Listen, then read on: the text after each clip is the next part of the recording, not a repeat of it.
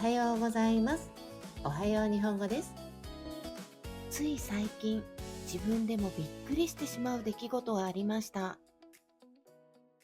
今日、チューブに入ったわさびを買わなくちゃと思ってスーパーで買ってきました。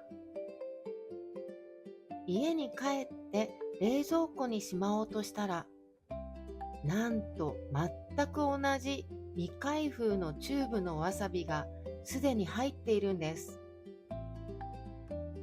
よく考えたら、そういえば昨日そのわさびを買ったことを思い出しました。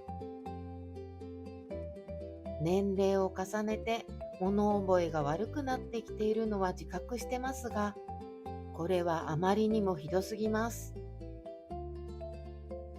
昨日買ってきて冷蔵庫に入れたばかりのものを買ったこともしまったことも忘れているというのは衝撃です。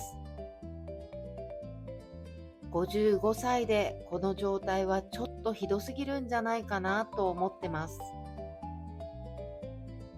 なんだか自分を信じられない気持ちになってしまいました。短いのでもう一度繰り返して聞いてみてくださいね。また明日。バイバーイ。